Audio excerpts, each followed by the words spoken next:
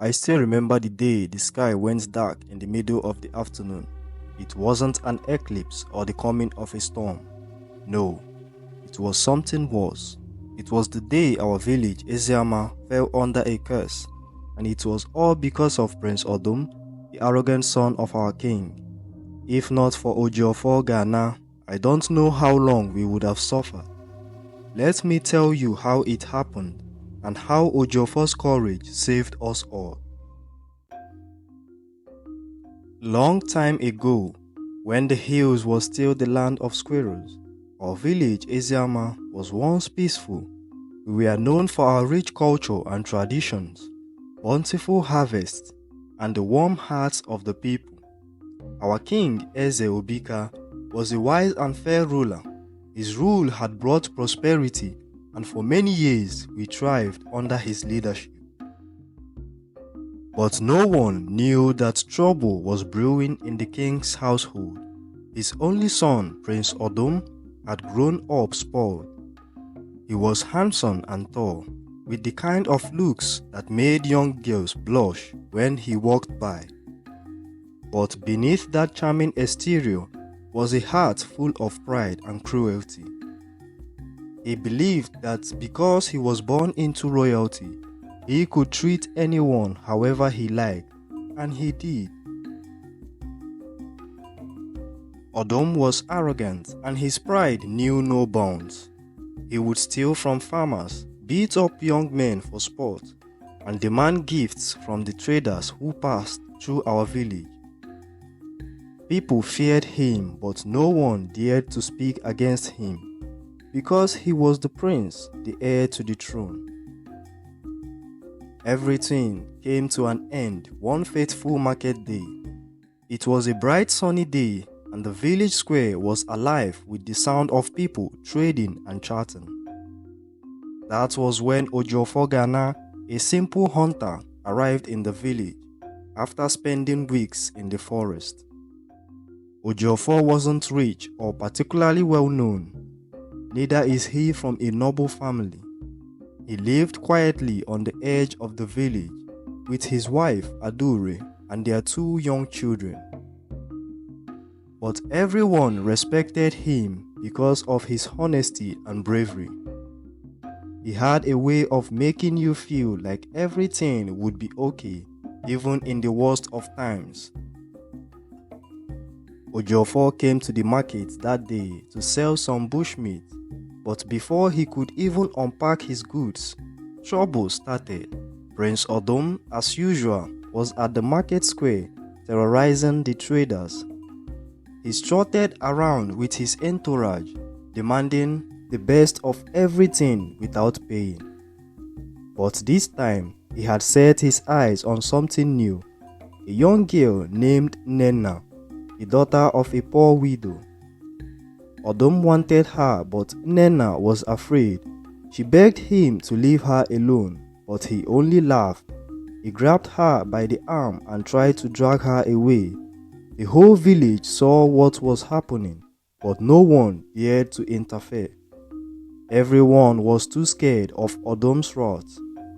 That was when Ojiofor stepped forward. "Let her go," he said, his voice calm but firm.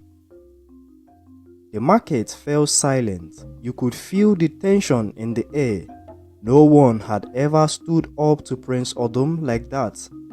Odum turned to Ojiofor, his eyes narrowing. "And who are you to tell me what to do?" Odum snarled. Ojiofor didn't flinch. "I'm a man who knows right from wrong, and what you are doing is wrong." Odum was furious. He let go of Nenna and marched up to Ojiofor, standing nose to nose. "You dare speak to me like that?" Odum spat. "I am the prince. I can have you killed with a word." Ojiofor held his ground. "You may be a prince, but even a prince must respect the will of Chukwuokike." At the mention of Chukwuokike, there was a collective gasp from the crowd. To insult or challenge Chukwuokike was something even the king feared. But Odum, in his arrogance, laughed. Chukwuokike, he scoffed. I am more powerful than Chukwuokike. That was when everything changed. The sky, which had been clear just moments before, suddenly darkened. Clouds gathered out of nowhere, and a cold wind blew through the village. People began to whisper in fear, backing away from Prince Odum. Even him seemed shaken for a moment, but his pride wouldn't let him back down. Before anyone could say another word, a loud crash of thunder split the air. The ground beneath our feet trembled, and from the center of the market square, a large tree that had stood for centuries suddenly withered and fell, its roots turning to ash. The elders who had been watching from a distance immediately recognized the signs.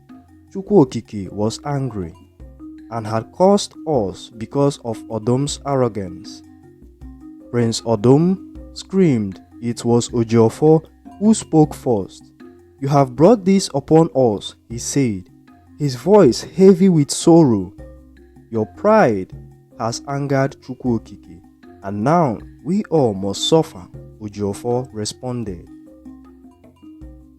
For days, strange things began to happen in the village. Our crops withered in the fields, the streams dried up, and no one could find any meat in the forest.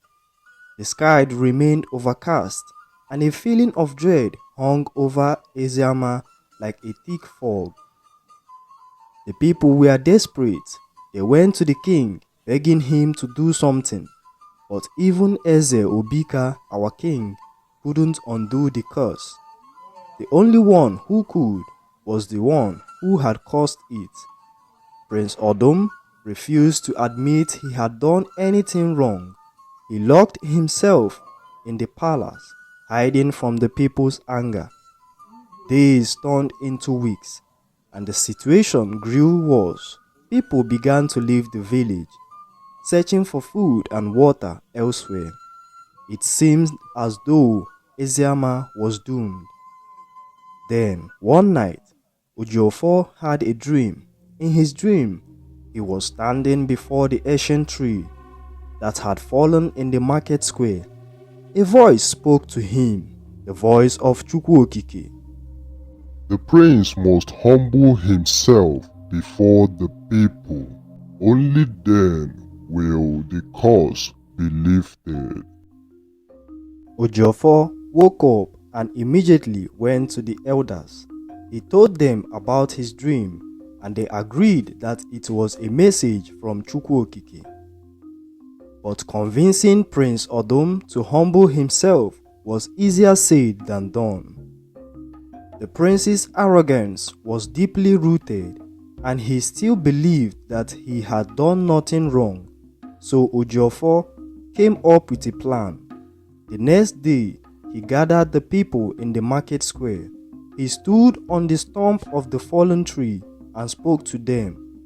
Odum is one of us, Ojiofor said, and even though he had wronged us, we must not turn our back on him.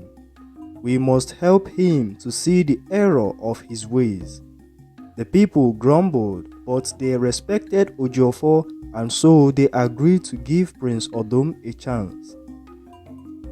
Ojiofor went to the palace and asked to see the prince. At first, Odum refused, but eventually, curiosity got the better of him, and he agreed to meet with Ojiofor. Ojiofor didn't lecture him or try to make him feel guilty. Instead, he told Odum the story of his own father, a humble farmer who had taught him the values of kindness and respect. He spoke about how even the strongest among us are nothing without the support of others.